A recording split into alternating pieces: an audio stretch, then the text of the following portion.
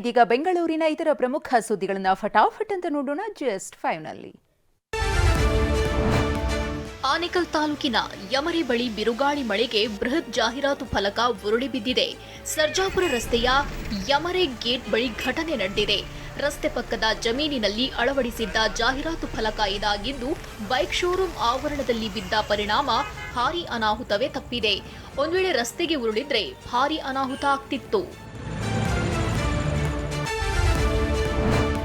Cutout ಫ್ಲೆಕ್ಸ್ಗಳನ್ನು ಹಾಕುವಂತಿಲ್ಲ ಎಂದು high court ಆದೇಶ ನೀಡಿದ್ರು. ಬೆಂಗಳೂರಿನ ರಸ್ತೆಯಲ್ಲೂ ಫ್ಲೆಕ್ಸ್ ಬ್ಯಾನರ್ಗಳು ರಾರಾಜಿಸುತ್ತಿವೆ. ನಾಗರಭಾವಿ ಸರ್ಕಲ್ ಬಳಿ ಶಾಸಕ ಎಂ ಕೃಷ್ಣಪ್ಪ ಮತ್ತು ಪ್ರಿಯಕೃಷ್ಣ ಹುಟ್ಟುಹಬ್ಬದ ಶುಭಾಶಯ ಕೋರಿ ಹಾಕಿದ್ದ ಕಟೌಟ್ಗಳು ರಸ್ತೆಗೆ ಮುರಿದು ಬಿದ್ದಿವೆ.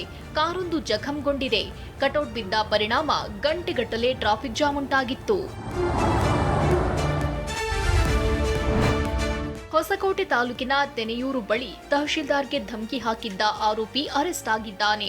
ಶಶಿಕಿರಣ್ ಎಂಬಾತ 4 ಎಕರೆ ಸರ್ಕಾರಿ ಗೋಮಾಳ ಜಮೀನು ಒತ್ತುವರಿ ಮಾಡಿಕೊಂಡು ಕಾಂಪೌಂಡ್ ಹಾಕಿದ್ದ.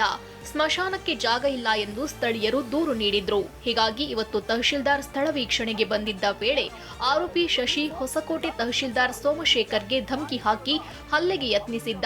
ಇದೇ ಆರೋಪದಲ್ಲಿ ಸೂಲಿಬೆಲೆ ಪೊಲೀಸರು ಕೇಸ್ ದಾಖಲಿಸಿ ಆರೋಪಿಯನ್ನ ಬಂಧಿಸಿದ್ದಾರೆ.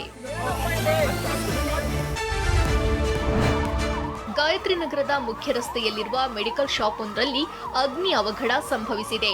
Health care pharma and general ಸ್ಟೋರ್ನಲ್ಲಿ ಬೆಂಕಿ ಕಾಣಿಸಿಕೊಂಡಿದ್ದು ನೋಡುತ್ತಲೇ ಲಕ್ಷಾಂತರ ಮೌಲ್ಯದ ಔಷಧಿಗಳು ಸುಟ್ಟು ಬೂದಿಯಾಗಿವೆ. ಮೆಡಿಕಲ್ ಶಾಪ್ ಸಿಬ್ಬಂದಿ ಹೊರ ಹೋಗಿದ್ದಾಗ ಅವಘಡ ನಡೆದಿದೆ.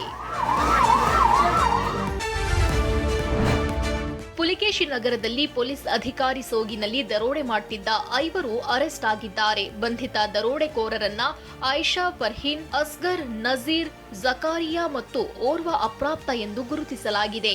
ಏಪ್ರಿಲ್ 2ರಂದು ಸೋಫಿಯಾ ಎಂಬವರು ಹೊಸೂರಿನಿಂದ ಬಾಣಸ್ವಾಡಿ ರೈಲು ನಿಲ್ದಾಣಕ್ಕೆ ಬಂದಿದ್ರು. ಈ ವೇಳೆ ಪೊಲೀಸರ ಸೋಗಿನಲ್ಲಿ ಬಂದು ನಿಮ್ಮನ್ನ ಅರೆಸ್ಟ್ ಮಾಡ್ತಿದ್ದೀವಿ ಅಂತ ಹೇಳಿ ಹಣ, ಚಿನ್ನಾಭರಣ ಪಡ್ಕೊಂಡಿದ್ರು. ಬಳಿಕ ಪೊಲೀಸ್ ಠಾಣೆಗೆ ಬರುವಂತೆ ಹೇಳಿ ಎಸ್ಕೇಪ್ ಆಗಿದ್ರು. ಪುಲಿಕೇಶಿ ನಗರ ಪೊಲೀಸರು ಈಗ ಸಿಸಿಟಿವಿ ದೃಶ್ಯಾವಳಿ ಆಧರಿಸಿ ಆರೋಪಿಗಳ ಹೆಡೆಮುರಿ ಕಟ್ಟಿದ್ದಾರೆ.